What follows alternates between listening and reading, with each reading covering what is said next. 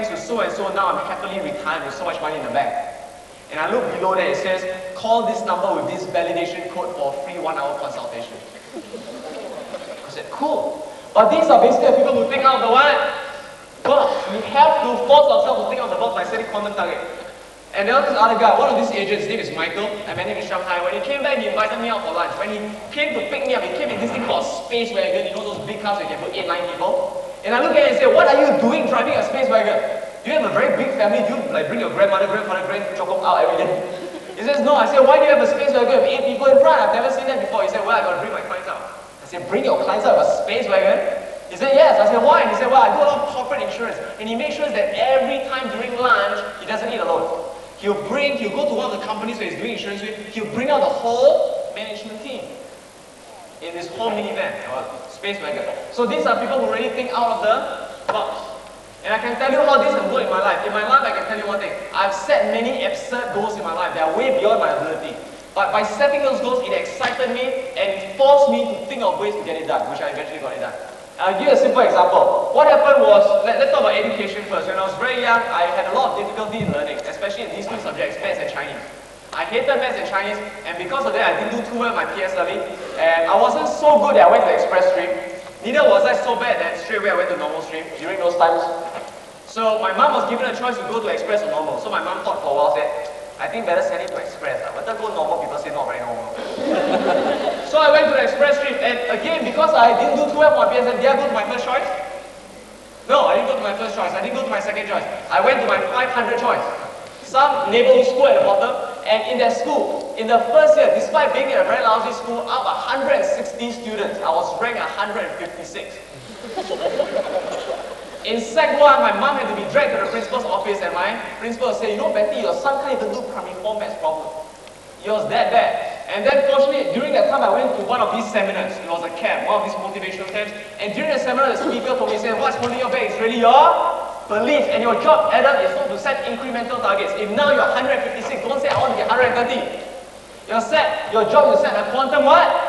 Target. And guess what? For a student like me who was 156 position, what would be the most absurd goal you can set? Third. So I went back there, I set an absurd goal, but you know what? I got really committed to doing it. I got really excited, and I found enough reasons why. When you find enough reasons why, you do it. And guess what? Within the first year, I did not become number 1. I became the top 20th position. The next year, the top 10. And by Sec 4, I was the top 5. And finally, for O-level exams, I topped the whole school. And I went on to Victoria Junior College. And by the way, again, after the program, I went back and I said, hey, my goal is to go to Victoria Junior College, the best junior college at the time. The interesting thing was, in the history of my school, no one went to JC before. Because it was a brand new school, I was only 4 years old. And a lot of the students there, during PE lesson at the time, they take out their shirt, you see got one Kangkong. Yeah, I was in that kind of environment. But after, when I went to BJC, by the way, in life, let me tell you one thing, unfortunately. When you fail, people will criticize you. But at the same time, when you succeed, people will still what?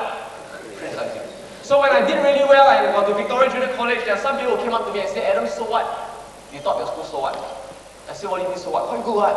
They said, so what? You're such a lousy school, of course you're top what?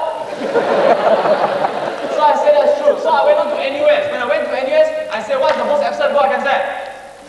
Top NUS. I set that crazy goal, and within the first year, no, I didn't top NUS. Or within the first year, I was ranked the top 1% in NUS. I was placed in the NUS gifted program. But not because I was brilliant, it was because I was very clear on my goal, my purpose. And I applied the same thing to my personal life, my professional life, and my financial life. At the age of 15, I made a very absurd decision. I said at the age of 26, I'll make over $1 million. I'll make $1 million by 26. And it was a pretty absurd goal because I would graduate from university at the age of what? 24. I only had 2 years. Is it absurd? It's definitely absurd. But because I created such an absurd goal, it forced me to think out of the box. It forced me to do things that none of my other friends would do. That is because the path I chose in life is very different. Like, remember a couple of days back, I went to the doctors because I had flu. I sat down and the doctor asked me, so do you need MC for tomorrow? I said, no. He said, you don't work for people? I said, you don't work? I said, yeah, I work. He said, don't you have to work for people? I said, no, I work for myself. He said, what are you doing? I said, I'm a motivational speaker. He looked at me. How do you get a job? I said, you don't get a job, you just go and be a speaker. But the whole point is to think out of the box. And it's very interesting because when I finished my junior college, my dad came up to me and said, son, I want you to be a what? Doctor. I said, no, there's no way I'm going to be a doctor. I don't see dead people all the time. And he said, okay, never mind. If you don't want to be a doctor, you're going to be a lawyer. I said, I don't want to be a lawyer. He said, okay, you got to be accountant. No accountant. He said, okay, final choice, you better take this one right and kill you out of the house. I said, what? He said, I want to join the army. Join the army? Because what happened was last time I was offered this SAF scholarship, and he said, join the army. If you join the army, your life will be what? Secure. You have your pension, all those things. I said, Dad, there's no way I'm going to do all those things. He said, why? He said, I'm going to be a millionaire by 26. He said, you siap. But you see, the whole point was, I just thought out of the box, and because of all those crazy goals, I really went out and do all those crazy stuff. And this year, I would say that I made over $1 million. Of course, thanks a lot to the stock market. Thank you. You see, the whole point is set goals out of the box. Now, going back to belief. So we say one thing. We say increase your standards, change your beliefs. And going back to the thought experiment. Whatever you tell yourself, your mind will believe. Because your mind cannot tell the difference between what is real and what it believes to be real. I repeat that. The mind cannot tell the difference between what is real and what it believes to be